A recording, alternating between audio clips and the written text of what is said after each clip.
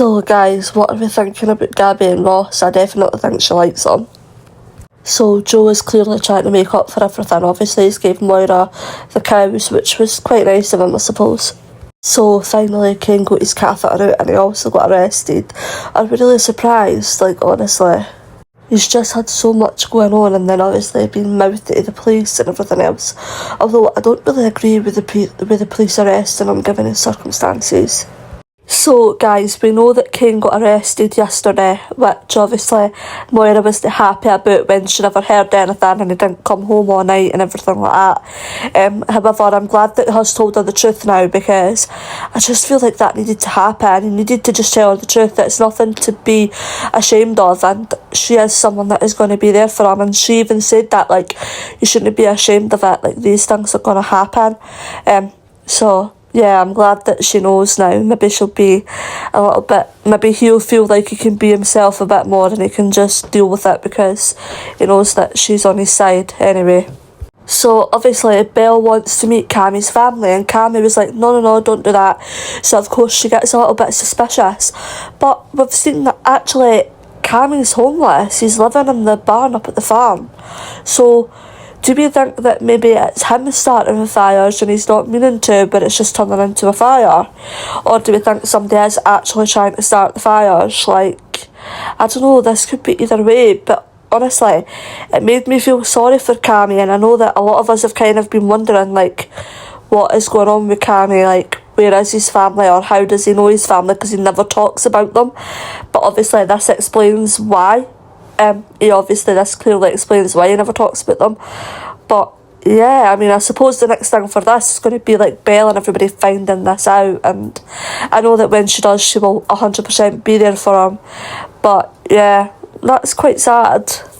So poor Cammie, he's caught between a rock and a hard place. Obviously Aaron and Robert seen him with a lighter and petrol, and basically he was trying to set fire to his car, and he tried to explain this and tried to explain that, like, he wasn't the person that was doing it to them, but of course they don't believe that. They think that he is now. And Aaron has also went and told Belle this, which has led to Belle being like, how dare you, and everything else. Which I feel bad, because obviously Cammie did not tell Belle the truth.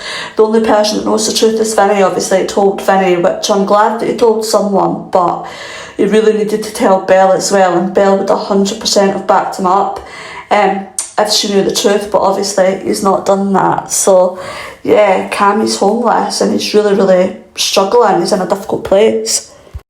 It was also really sad that Kane didn't want to go for a kickabout with Kyle, obviously, because he was scared that he would have leaked or something would have happened. Yeah, I can understand it, but poor Kyle, we just really wanted to have a bit of fun. Well, Ross is getting everybody, isn't he? He clearly thinks that he can get, like, whoever he wants, whenever he wants, basically. So, yeah, I really feel like he likes Laurel, and I feel like he wants to get with Laurel, but then he's got Gabby who likes him, and obviously Laurel is Gabby's stepmom, so it's all a little bit complicated. I'm so happy that everybody found out that Cammie is 100% not the arsonist. I still don't know who this arsonist is and who's setting these fires off, but I'm really glad that Cammie was able to be honest with Belle, and I really hope that this is going to help Belle and Cammie progress in their relationship. I mean, I think it will. Obviously they're going to be basically living together now, and he's going to be living with Lydia and all the family, so yeah, I feel like this might help Cammie and Belle, and I really like these two. So obviously this arsonist is still on the loose, and Graham has this big grand plan that he's going to find them and everything, because obviously Joe isn't very happy about it, which is fine.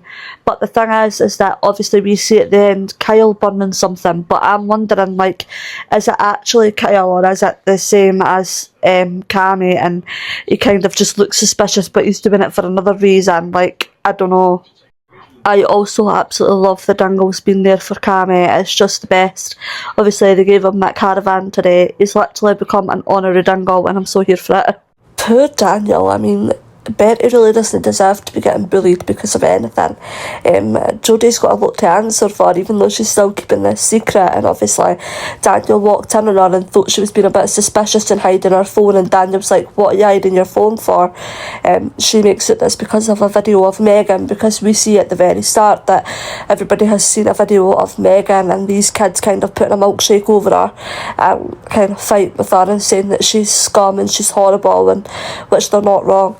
But yeah, like, we see that, and Jodie tries to say that it's that video of Megan that she's been hiding, and she shows it to Daniel and it's like, this is what I was trying to protect you from. Honestly, Jodie still annoys me a little bit because I'm kind of getting a bit bored of her now. Like, I just want to know what her game is. I want the secrets to come out. I need, like, the big revelation to come. Todd is obviously still really annoyed at George for, like, grassing Summer up, basically. But now they've come to find out that Summer's been charged. They've obviously found out, we found out at the end of last week, and they found out today that, yeah, Summer has officially been charged with Theo's murder. So, I mean, the big question is, what evidence is going to come to light that is going to let Summer off? Because we know that Summer hasn't done this. We've seen it in those little flashback moments last week. I'm just actually excited to see the whole flashback and see a whole episode of exactly what happened, like the bits that we didn't see of that night. So yeah, I really enjoyed all the Driscoll stuff today. I really did. I thought it was so well done and so brilliant, and just, I feel like we're really seeing Will be so vulnerable now and really recognising that he is just a kid at the end of the day, and this big thing has happened to him with Megan doing what she's done, and yeah, he's struggling to process it. He's struggling to understand. He, feels helpless. He feels like he'll never be normal again, like he'll never get to have a life. And yeah, it was just brilliant. Every single one of them were brilliant. Loved all the stuff on the scaffolding as well. His reaction to Megan's video, the fact that he was sad at what they'd done to her in the video, but at the same time he knew that obviously they were right in what they were saying, like she was wrong. He's fully realised that now, and obviously it was quite sad trying to see him be nice to Sam as well. That broke my heart, because obviously with Sam's hallucinations he thinks Will's a baddie, so he's like, you've ruined my life, and it broke my heart because Will was genuinely trying to say, like, are you okay, buddy? So yeah, there was so much that broke my heart. And then obviously him on the scaffolding, I love the fact that it was Asha that was talking to him. I love Asha, one of my favourite characters, and obviously she's been through so much herself, which Tanisha did brilliant with, like, last year. So she could really relate to how he was feeling and feeling like he would just never be okay again. So yeah, it was brilliant. Finally, Ben has let Maggie back. I feel like it was coming, like, after her helping Will yesterday and everything. I feel like it was coming that he was going to have to just, like, allow her back, and he has. But at the end, obviously, we've seen that Will was going to phone this number, so I was thinking he's going to phone Megan. I really hope no. I hope he's not going to get suckered back into this. So Idris came today. I loved this. I loved this so much, obviously. Basically, he's Alia's dad, Cal, is his cousin, so that's how he's in his ear, that's how he's related to Alia, and everything like that. And she seems to really like him. She thinks that he's brilliant. She thinks that he would give you anything. But as we've seen, he's actually not so brilliant, because yeah, he's kind of been at these boys for money that they owe. So he's definitely into debt, and he's into, he's going to go after people when they owe him things. He's a bit of a gangster, really. So, I mean, this is going to get interesting. It's going to get interesting.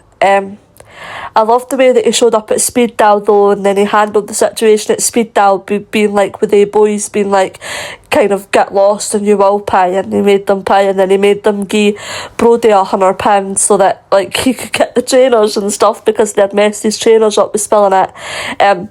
Yeah, great entrance from him. Honestly, I can't wait to see what else he's going to get up to. I definitely think he's going to be interfering in Leanne's life, because he's going to like her, isn't he? So yeah, I'm interested to see what else he's going to be getting up to, if he's going to stick around for a bit.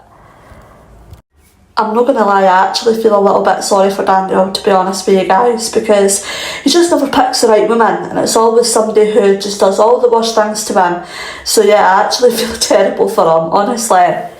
I think you will find out that it's Jodie. Well, of course you will. What am I saying? Obviously you'll find that out. And I genuinely think he's not going to be happy about it at all, because she's reined him in, hasn't she? She really has reined him in. She's made him believe that everything's going to be cool, it's all fine, and of course she's up to absolutely no good. So Fizz and Tyrone with the Hope stuff. Well, Fizz, honestly, Hope really likes Will. Hope absolutely really likes Will, but Tyrone is also hiding more about Summer. I feel like Tyrone's definitely going to think about this, and he's going to have to do something about the Summer situation, because he did see Summer and he very much seen Theo alive, as we already know. So yeah, he's going to have to do something to help. Well, Leanne, she got her first kiss off Idris. Honestly, like, I do like Idris, I really do, but knowing how unlucky Leanne can be in love, I just can't see this ending well for her. She's super unlucky in love. Although I did enjoy classic Leanne frightening that guy away. So much going on with the Theo situation. So obviously it was Theo's funeral, and basically everybody took Todd to the bistro, and they were trying to, just do something nice for him and just get together and, show their support. So everybody's having a wonderful time in the bistro, and it's all going okay until Danielle walks in. And obviously Danielle's shouting her mouth off because basically Todd has got the payout for Theo's life insurance, so she's not too happy about this, seeing as obviously she's the one that's his ex-wife, and she's the one that's also got his children, so she isn't happy about it at all. So she's obviously there shouting her mouth off. She's saying that Todd's knew about this, that basically he's killed him, all of this sort of crazy stuff. And then we end up later finding out that actually Ryan knew that Danielle was on the street the night of Theo's murder, because she was delivering Carla and Lisa's wedding cake. So yeah, that's an interesting development. Honestly, I don't know if I think it's been Danielle. Sometimes I do think it's been her, but then when she's like all sort of defensive like that, you're like, yeah, it's been you and you try to cover your tracks. But then when she wasn't so defensive with Todd, she was really nice and sweet that one time. It's like, okay, maybe it's not you.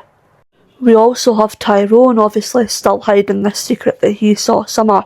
And he obviously was on the phone to someone saying we need to meet up and everything like that. We need to talk about what happened that night.